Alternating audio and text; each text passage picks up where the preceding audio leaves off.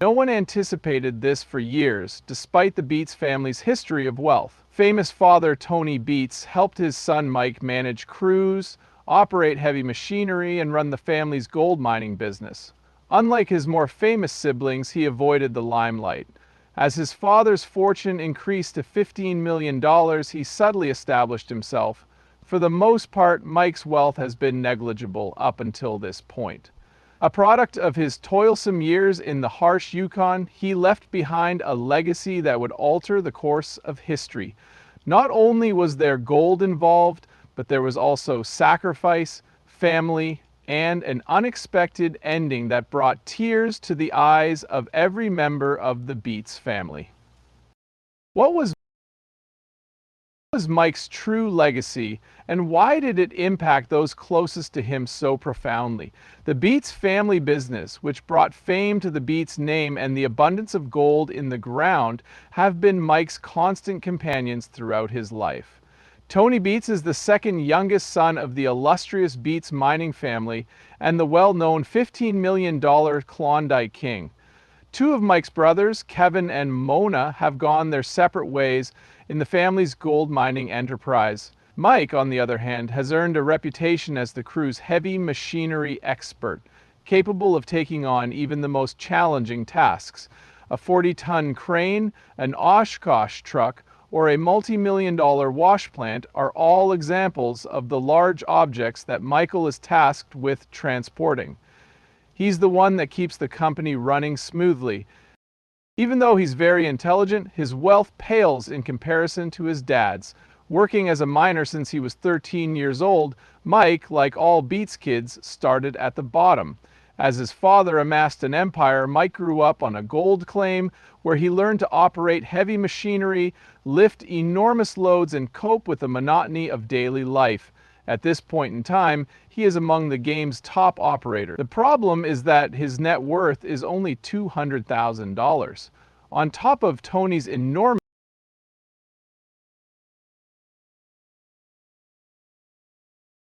wealth, that's barely 2% of. Despite the fact that Kevin, Mike's older brother, is worth $2 million, Mike displays a considerable amount of wealth. To put it simply, the Beets family is unlike any other mining team. A family legacy established through calculated risk-taking, tireless effort, and yes, a dash of luck. Not a corporation with shareholders and executive suites. Originally from the Netherlands, Tony emigrated to Canada in pursuit of his dreams. He started a gold mining company based on that idea. While he was working, he made sure his children worked just as hard. Working long hours in the cold and doing the hardest jobs meant getting up early for Mike. By the time he was a teenager, he was an expert at operating heavy machinery, moving dredges, and caring for tools worth millions of dollars. But the reality remains that Tony Beets retains control. While Monica and Kevin have stepped up to the plate as leaders, Mike is content to continue in his father's footsteps.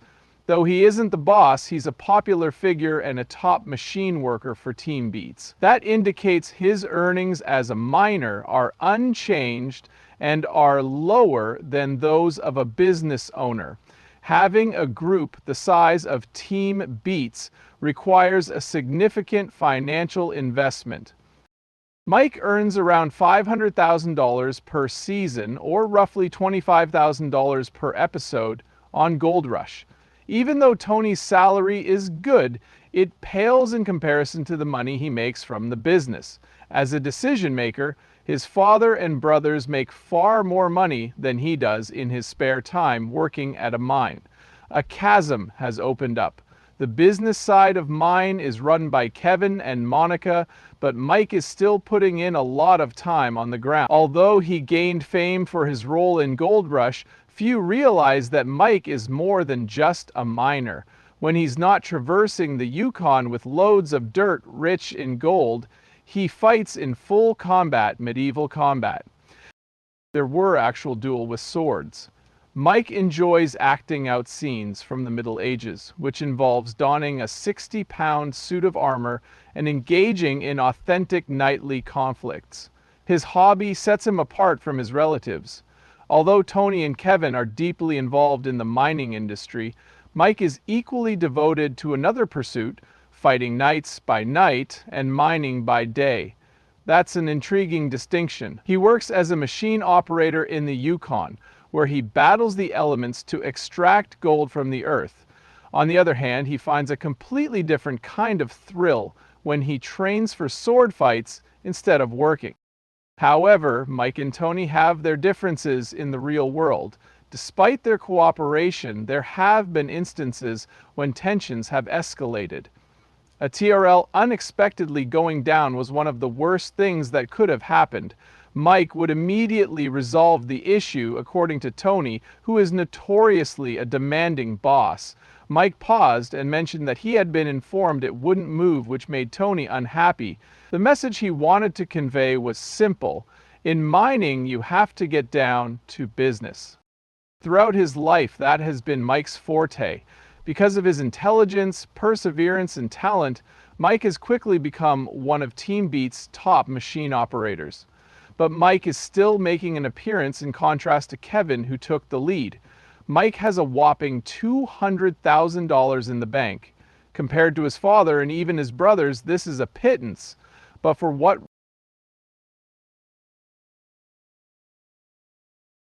reason? Mike is an employee, not a manager. He isn't the owner of the company, but he is responsible for moving and operating the large machinery and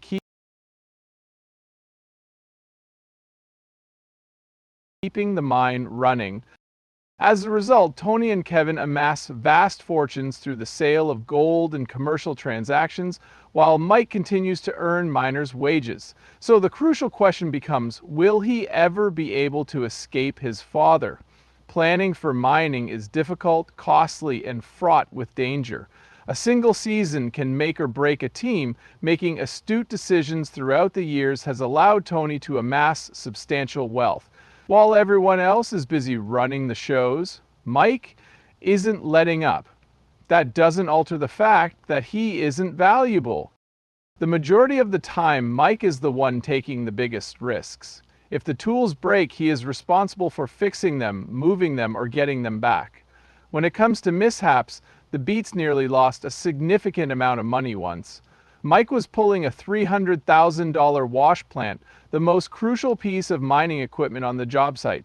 Things were supposed to be transported easily, but then a horrible thing occurred. The task was supposed to be simple: gather a 25-ton wash plant, haul it 20 miles, and install it at Dominion Creek. With extreme caution, the driver could complete the task in 4 or 5 hours. Searching for gold is never a picnic, though. Michael Beets was behind the wheel and responsible for the safe transport of the $300,000 plant. Maintaining complete and functional equipment was the primary objective of this perilous transportation mission. Initial progress was encouraging. At Paradise Hill, the plant, dubbed the Kiwi Wash Plant, had spent the entire season collecting dust and rust. Despite its imperfections, it remained a crucial piece of machinery capable of processing tons of pay dirt per hour. After Tony Beets agreed to have it moved, Mike was given the task of actually moving it. A massive lowboy trailer was prepared for the lengthy journey by loading the heavy equipment onto it and then fastening it with heavy-duty chains. The going was easy for the first several miles. The Beets crew had been through this before, guiding the convoy through similar situations on dirt roads, complete with tight turns and uneven terrain. Suddenly, one of the chains that had been securing it snapped. The weight loss was sudden and severe. In that instant, the entire washing plant toppled over. At that point, the squad could do nothing. The massive building slammed against the unpaved road below as it sprang from the trailer in an instant. The collision created a dust cloud and an audible rumble that reverberated throughout the valley. It was as if Mike's stomach turned. Lying on its side, partially covered in gravel and potentially damaged, was a $250,000 piece of mining equipment. A serious issue was unfolding. When searching for gold, every second matters. There can be no profit if the wash plant is inoperable, since gold is essential to its production. It was more than just correcting an error. The entire season was at stake. Waiting would have been futile for Tony Beets. He swiftly assembled a rescue crew and equipped them with two massive front-end loaders, which are capable of effortlessly lifting tens of thousands of pounds.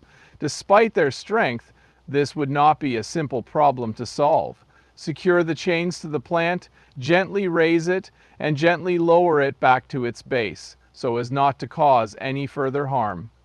It was a simple but risky plan. If you make a mistake, the situation could worsen. Tipping the plant in the wrong way could break crucial components or get it stuck in an unfixable state. Mike hopped into a loader and assumed command of the rescue mission. He was well aware that they risked being weeks behind schedule and losing hundreds of thousands of dollars worth of gold if the task was not executed correctly. The chains were under a great deal of strain from the initial pull. The plant was immobile due to its extensive root system. The pace, however, slowed to an inch per second. Anxiety permeated the atmosphere. The entire structure could topple over and sustain irreparable damage if you make even a single error. The loaders adjusted their gripping techniques to maintain a balanced and manageable force. The wash plant took a final tug before crashing to the ground and returning to its base. Instantly, it was pleasant. Once again the structure stood, but could it serve any purpose? Dents, scratches, and bent support pieces were discovered during the initial inspection.